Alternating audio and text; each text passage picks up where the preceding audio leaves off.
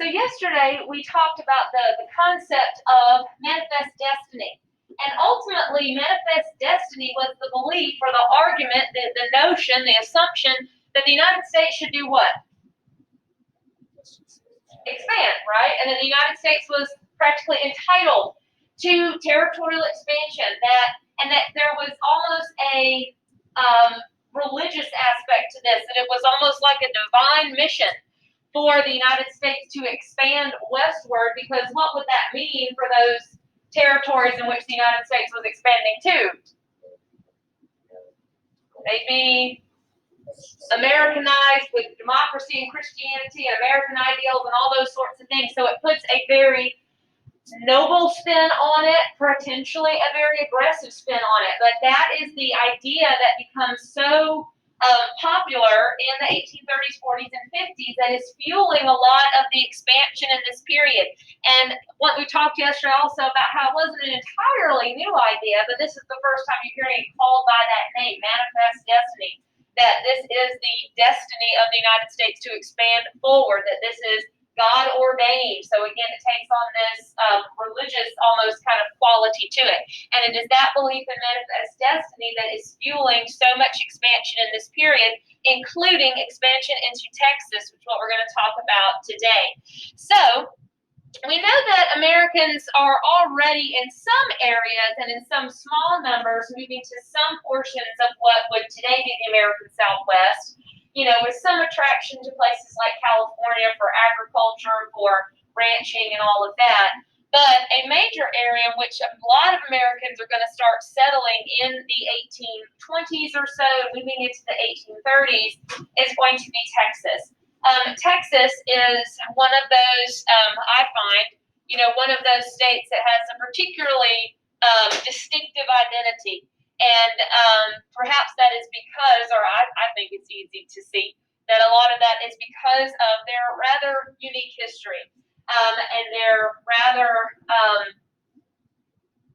they have some, not only, these particular events, but they have very much a unique identity as to, that kind of character and a personality that goes along with that state that's perhaps a bit more pronounced than a lot of others. But again, a lot of that may have to do with some of these events that led up to their statehood and annexation by the United States and that sort of thing. So first of all, Texas, at this point in time, Texas was a part of Mexico. This is a northern province of Mexico at the moment that we are starting with this story, 1830s or so. The northern province of Mexico, it was not very populated. There were not a great deal of settlers or people there, not a whole lot of towns. It was very spread out, very sparse, not a whole lot going on there. The Mexican government was interested in making Texas more developed and encouraging more settlement in Texas, and therefore more economic development, farming, all of those things in order to make Texas more secure, more economically stable, more a vital part of Mexico when Mexico gains their independence about 1820. And so in order to try to invigorate Texas and get it more settled, get more people there, get it more secure, all those things we just mentioned, they invite or they recruit or allow Americans to come and settle in Texas. So the Mexican government opens up Texas for American settlement, inviting and making it rather attractive for Americans to come and settle in Texas.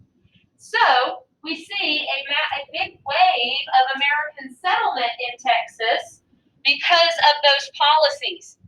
And there were certain things that the Americans were supposed to do. We'll get to that in a moment. But they made this whole process very easy for Americans. So they offered really generous land grants, it was really easy to get land, very inexpensive compared to other areas or parts of the United States. They, really tried to incentivize it, make it very economically attractive for Americans to come and settle in Texas so that they would want to do so.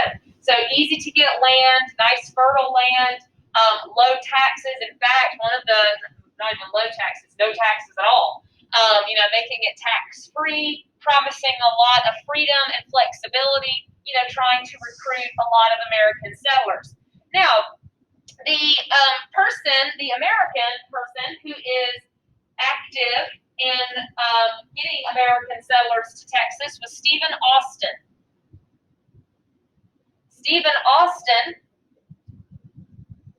sometimes called the father of Texas.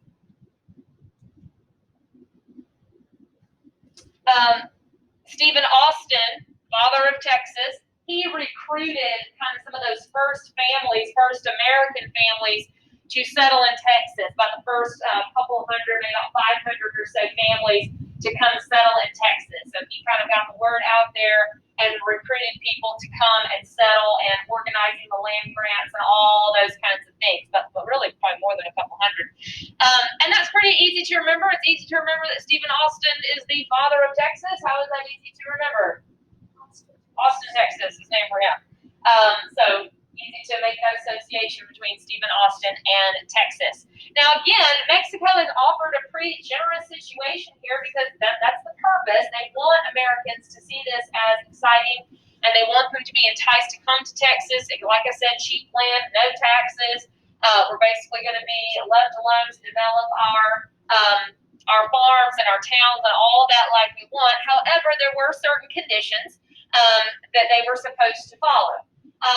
Let me go that before I get to it becoming Americanized. So, for the American settlement in Texas, they make this very attractive, but there were certain things that Americans are supposed to do as well, and there was kind of overall intention that the Mexican government had.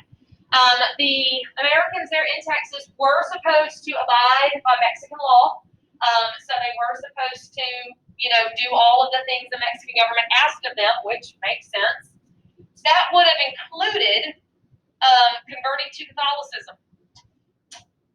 So they were supposed to, as well as just obeying the general rules and customs and all that sort of stuff, they were also supposed to convert to Catholicism and become practicing Catholics. Mexico was and is a very Catholic nation. That was the official state religion, and so they expected Americans to become Catholics. However, most of them, as you can imagine, are not really going to do that. The intention of the Mexican government was what they thought was going to happen.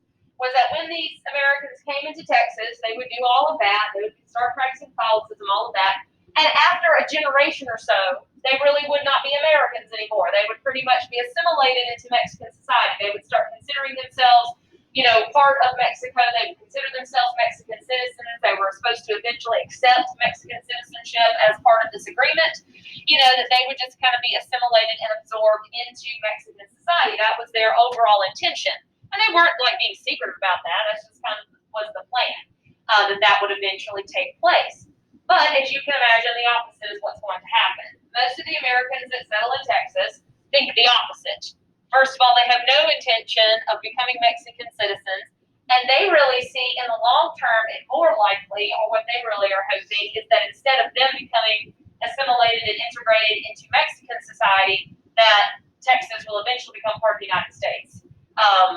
Which is ultimately what does happen. So instead of those Texas settlers, Texans we'll call them, becoming assimilated into the Mexican government, instead of them following all the rules and doing all the things that Mexico wanted, Texas has become rather, quote, Americanized, meaning that the vast majority, way more than the majority of people that live there are American.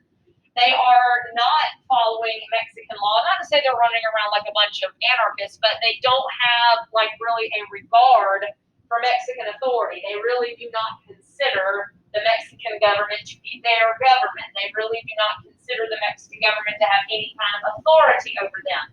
So therefore, if the Mexican government told them to do something that they didn't want to do, as we're going to see happen, what are they going to do? They're not going to do it, So it's not like, I don't mean to say that they're running around just committing crimes and breaking all kinds of crazy laws. It's an authority thing. They just do not consider the Mexican government to really have much authority over them. They still really have allegiance and loyalty to the United States government. Most of them, hardly any of them, have converted to Catholicism and remaining in many ways pretty anti-Catholic. So, that whole thing for the Mexican government of we're going to bring in Americans and eventually they will kind of become, part of Mexico, completely backfires. And so now Texas is thriving and there are lots of settlers there and the economy is growing and all kinds of things happening, but it is becoming more and more American looking. And that starts to become a concern for Mexico. So what is the Mexican government becoming concerned about here? Yeah, they start to see this as kind of a plot or a conspiracy by the United States to take over Texas, and that they're encouraging these Texans to be defiant like that, and that's what they're trying to do. Which probably was the sentiment of the United States for that to happen, although not exactly an outward calculated plan.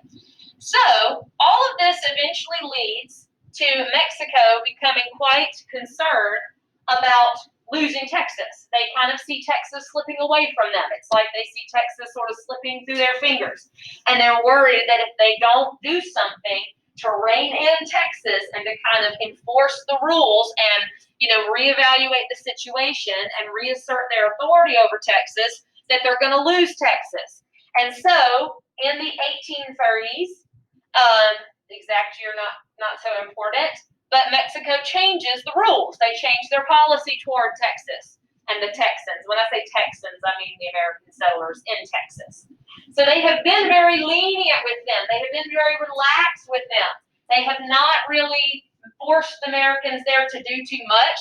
They allowed these really free policies, and they didn't exert a lot of authority over them because they wanted Americans to come settle there. But now they're about to reverse all that. So first of all, Mexico closes Texas to further American settlement. They're not kicking out the existing people, but they're closing off that policy they had about allowing Americans to come and settle there freely and inexpensively and all of that. So they cut off all of those things.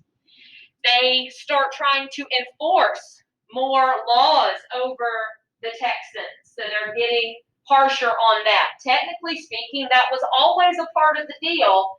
The Texans were always supposed to do that, but Mexico had not really enforced it all of that much.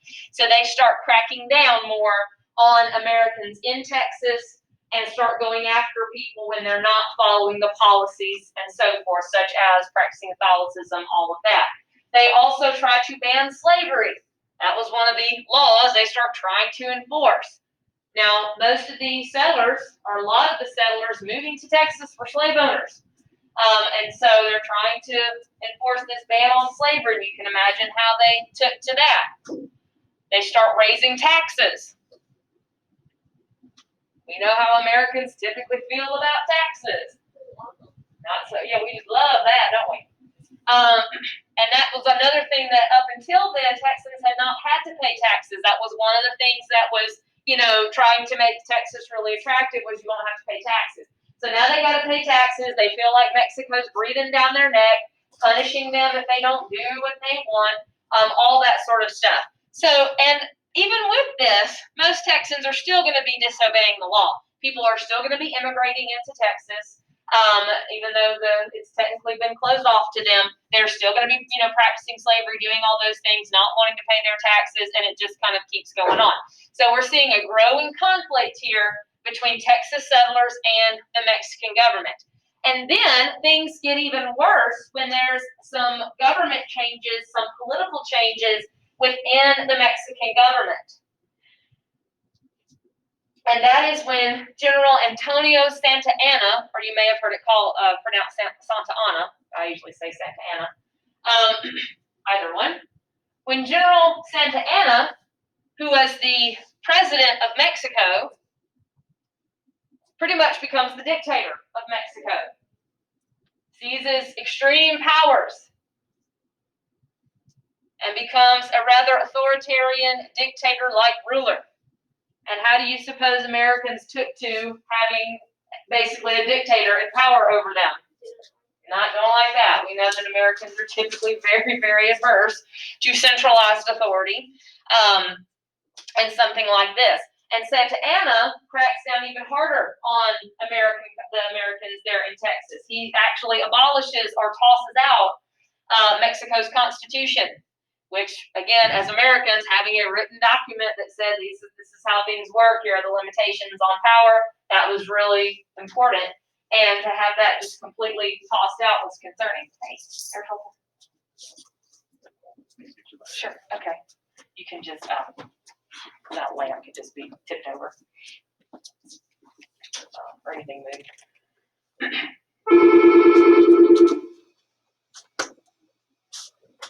Hello? He's not here today.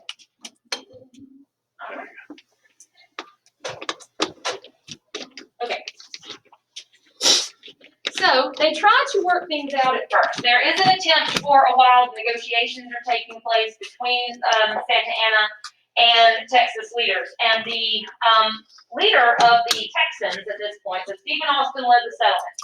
Now, Texans, and as it comes with time for their fight for independence, Texans are being led by Sam Houston. So Sam Houston is going to be leading eventually the Texas Revolution. But first, we're talking about negotiation and all that. It is also quite easy to remember that Sam Houston has something to do with Texas. How is that easy to remember?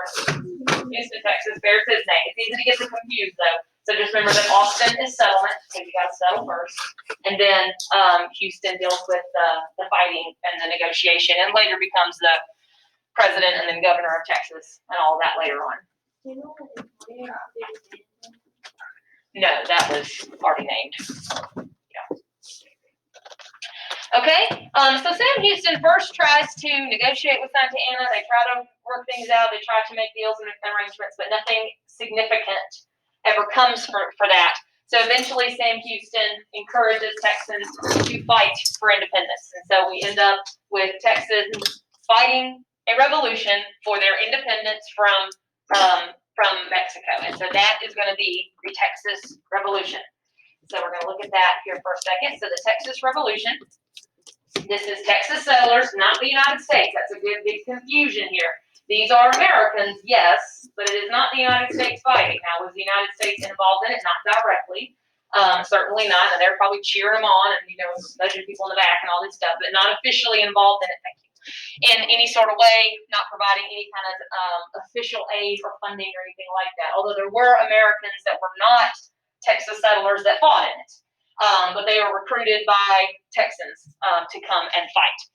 So the Texas Revolution are these American settlers, Texans, fighting against the Mexican government for independence for Texas. So it will get a little, when we get to the Mexican War later this week and early after Thanksgiving break, it's a common mistake for everyone to confuse the Texas Revolution and the Mexican War.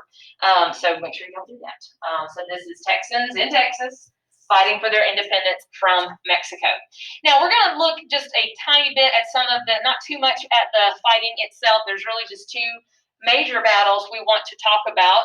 One, probably certainly the most famous battle of the Texas Revolution, perhaps one of the most famous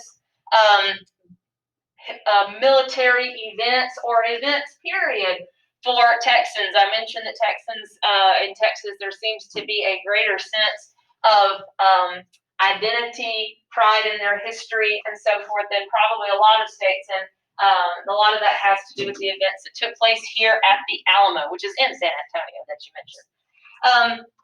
So at the Alamo, the Alamo was an old, and this is a picture of it, more modern day picture of it, what's left of it. The Alamo was an old Catholic mission. If you recall, back in the days of Spanish colonization, one of the big goals of the Spanish was to Christianize Native Americans. And so you had all these missions, which were basically churches, but also like plantations kind of all together. And the Alamo was one of those, so kind of a fortress. And Texas forces at the Alamo, they were actually ordered to be by Sam Houston. Sam Houston was not there. They were actually ordered to destroy it. But when the Texas troops got there, the leader of the Texas troops, Colonel Travis was his name, decides that he's not going to destroy it, that he wants to hold on to it, that it's important that Texans defend the Alamo. He decides that it's strategically important, and they cannot give up this strategic position to the enemy. So instead, the couple of hundred Texas fighters, as well, there were other people there were women, there were children there as well as Texas soldiers, decide to try at against seriously lopsided odds here to defend the Alamo. So they barricade themselves inside the Alamo, prepared to defend it. The Mexican army surrounds them, and for 13 days, 13 whole days, nearly 2 weeks, the Texans successfully, I won't use the word successfully, they were successful for 13 days. But for 13 days, they defend the Alamo. while being hit with artillery and everything from the Mexican army, desperately trying to hang on to this position, even though they are outnumbered and they are surrounded. After 13 days of siege of the Mexican troops surrounding the Alamo, the Mexican forces break through and enter the Alamo, and even then, the fighting inside the Alamo still went on for like 6 hours. They were still able to hold them off for an additional 6 hours. But in the end, the Mexican army takes the Alamo, and all of the Alamo's defenders, all of the Texas soldiers, now some of the women and children survived, but all of the Texan defenders of the Alamo were killed. So they fought down to the last man. So that kind of always brings up, why is the Alamo significant if they lose? If they were all killed, if all of the defenders of the Alamo were slaughtered, what did it mean? Did it matter? Well, it means a couple of things. It may or may not have been super strategic, in the war itself. But a couple of things that the Alamo did do, even though all the Texans were killed and they did not succeed in holding on to the Alamo, it did, for one thing, buy time. And that may have been one of the big reasons why Colonel Travis and the other defenders of the Alamo stayed and defended it, even though they likely knew that it was hopeless and that they were all going to be killed. But they were buying time for Texas troops elsewhere, because this wasn't the entirety of the Texan army, of course, to say we hold off and we distract and we divert, attention here, that may give hope and that time for Texan forces elsewhere to gather and to rally and be prepared. Yes. Okay, so they just all die. Mm-hmm. Like when how the movies sometimes show this. Why does it show them as winning? It shouldn't. It's a correct movie. It shouldn't. I have not actually seen that. There's multiple Alamo movies. I've never watched one, so I wouldn't have any point of reference. But it should show them all being killed. I know there's the most recent one was not that long ago. Well, maybe to y'all it was, but not to me. But there are multiple ones. So we'll see something about that in a minute. Anyway, but it possibly did buy time for Texas troops elsewhere. Furthermore, this kind of thing, has the potential to be quite demoralizing. To be quite, what a terrible loss. We should just give up. But oftentimes they have the opposite effect. So this actually, instead of demoralizing Texas defenders, this riles them up. It bolsters their morale. It gets them mad, and makes them kind of hungry for revenge after the Alamo when they hear of this slaughter.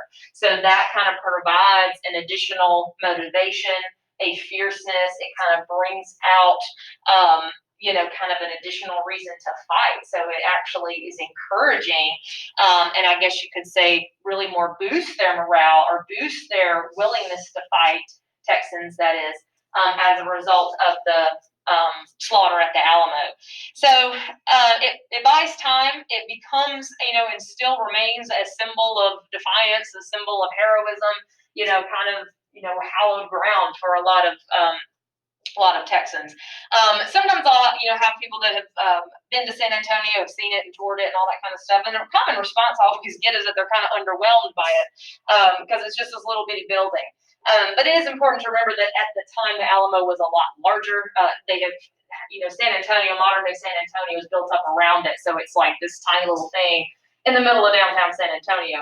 But in 1830, I think this is 1836, it was actually quite large, expansive grounds. The building itself wasn't all that big. In fact, that was one of the reasons that it was hard to defend, is because it was so large. You're talking about a really large area, because there wouldn't have been any modern day buildings and all that stuff around it. But from there, Texas troops are galvanized. They are ready to fight. They're angry over the results of the Alamo, and we're going to see all that translate in what becomes the final battle of the Texas Revolution. The Battle of San Jacinto.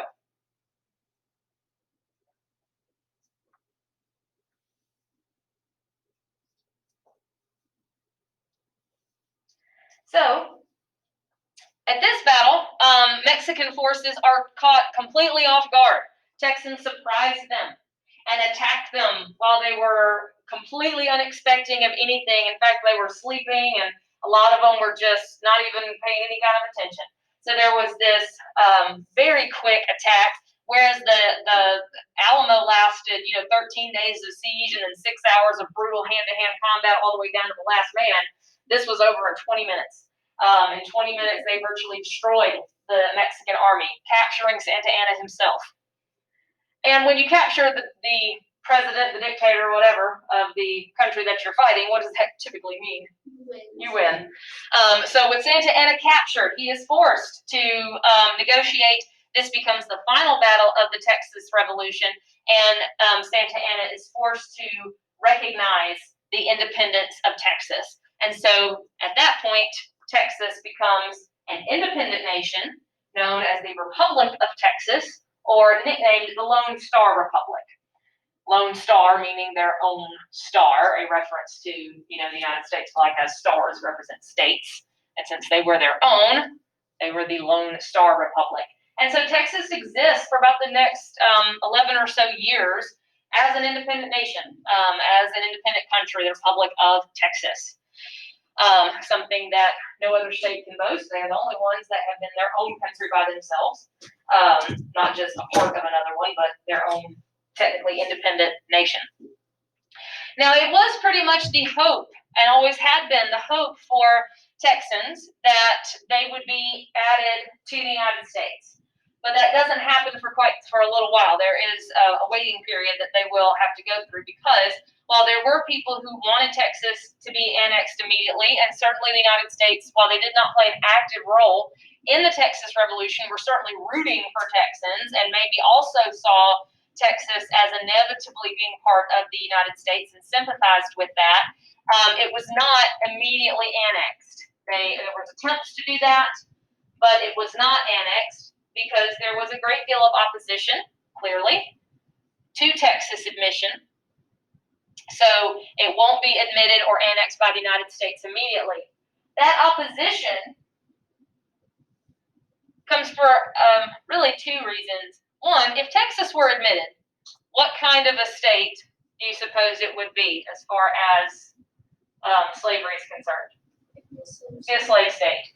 So clearly it would be adding another slave state. So we have that same argument, that same concern that we've seen before, and we continue to see any other time, concern about adding another slave state. And there were great concerns about that from people in free states. And, this is really, the abolition movement probably didn't factor into that as much, but more of just a economic thing about adding another slave state in the balance of power and tipping the balance of power in favor of the slave states and the southern states and all of that. So that was a big concern.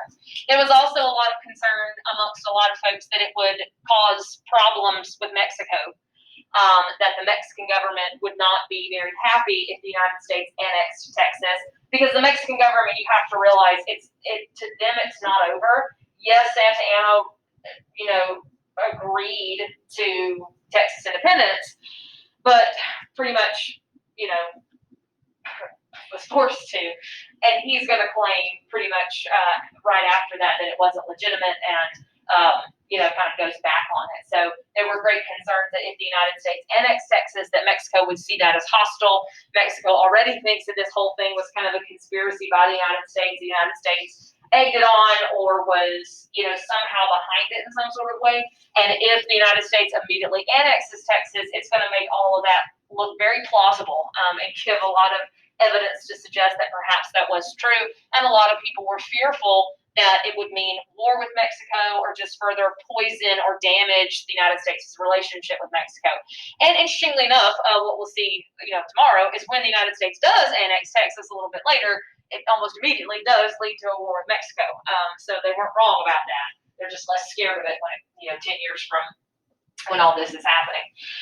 So Texas exists, like I said, as an independent nation for about the next 11, 12 years or so. The Texas independence happened when Jackson was president. Jackson did extend diplomatic relations to Texas, recognize Texas as an independent nation, so they couldn't get annexation at the time, but they did recognize it. And all of that, but it exists independently from then on. Texas is finally annexed in 1845, like I said, the following decade, so not too long, but it was independent up until then. So it was annexed in 1845, and it was annexed in a little bit of a different way than some people might think. And what this means, or what this demonstrates, is that even then, Texas annexation was still quite controversial. Texas was annexed by joint resolution of Congress, which is a joint resolution is just something that requires a majority vote. Most of what Congress does is by joint resolution. Okay, most of the laws they pass, whatever the things they do, is by joint resolution. You just need a majority. You just need 51%. The reason that that's different and unusual in this situation, if you're not talking about just a tax here, you're not talking about just a rule about shipping or trade or something like that. You're talking one about land acquisition. You're talking about basically acquiring another country. Typically, you would think that would take what? Why a lot? What would you need? Huh? What do we call that? Because you're making an agreement with an independent country here. A treaty. It would take a treaty. A treaty with the Texas government to absorb their country, to basically dissolve their government and absorb their country and have them become part of another country. You would think that would take a treaty. Normally it would. But treaties take 2/3 of a vote. And they weren't going to get that. There was no way that was going to happen because there was still a lot of opposition to Texas independence, whether it was concern over slavery or concern over Mexico. All that stuff was still going on. And so they kind of work it in by doing it by joint resolution as opposed to a full treaty, because they never would have gotten it. But that does work. Texas is annexed in 1845 and becomes a new state. Now, as far as why that happens, what changed? Why did we go from we don't want Texas, there's too many risks involved with it, we don't want to go to war with Mexico, so forth, so on, to let's go ahead and do it. Granted, they do have to do it a little bit, I'm not going to say sneaky, but they have to get a little inventive in the way to do it. Yes, absolutely. That is definitely part of it. So, one of those is certainly Manifest Destiny expansion. By the time you get to 1845, Manifest Destiny is kind of in high gear. And that is a big part of the agenda of a lot of folks, including the president at the time. This is in the presidency of James K. Polk, who ran on a platform of Manifest Destiny, who ran on a campaign promise that they would acquire Texas. The same guy that was promising the Oregon thing that we talked about yesterday, he also promised Texas. He makes good on all those promises. So that was a heightened issue at the time, that the United States needed to expand, that Texas needed to be added, so forth and so on. So that is part of it, is just a much bigger part of the agenda. Secondly, there were greater concerns, or there were becoming greater concerns, that Texas might be more of a threat if it remains independent, or that Texas could become a threat if it remains independent. That yes, there are concerns and there are potentially problems that could happen if we annex Texas. But if we let it be independent, there are even greater things that might happen. That an independent Texas could potentially threaten the United States as well. Not because they felt like Texas was suddenly becoming hostile to the United States, but Texas certainly needed alliances. They needed alliances just like any country probably did. And there was concern that if they start making alliances with foreign countries other than the United States, like if they start making alliances with Britain, for example, which they were warming up to, that could be a bigger threat. So if it's sort of we need to acquire Texas before they start seeking help somewhere else, and then that becomes an even bigger problem for us. And for many by this point, a potential war with Mexico was still a concern. But there were also a lot of people at this point that may have even almost welcomed a war with Mexico. That would have said, okay, fine, we go to war with Mexico, then we go to war with Mexico. There's Manifest Destiny again, because the people that would have said that and believed that would have done so because they would have felt there's another opportunity for even more land. If we go to war with Mexico, then we can get Texas and maybe California and maybe all this other stuff. So all that expansion still factors into it. So even though there was still great concern that there could be problems, and there would be problems, and it took some almost, again, I don't want to say trickery or anything, but they did have to, go a different route to this than they typically would. So there was still a lot of opposition to it. Mexico's response to Texas annexation. What do you think they think about it?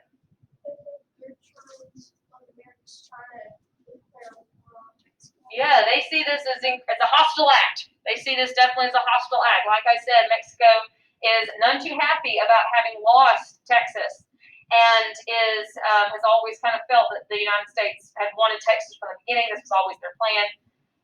They feel that Texas still belongs to them, or at least part of it still belongs to them. We'll look more specifically at that dispute tomorrow.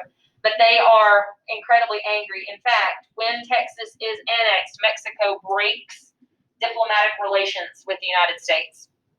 Breaking diplomatic relations is like cutting off official communication. Like you withdraw your ambassadors and, basically say, we're not talking to you anymore. We are not recognizing you anymore. We are not discussing anything with you anymore. And while that sounds like, oh, you're just giving them the silent treatment, that is kind of what it is. But you also have to realize that that is almost always a prelude to war. That is what happens right before two countries fight. That is like, no, we can't talk about this anymore, and the only option is to fight about it.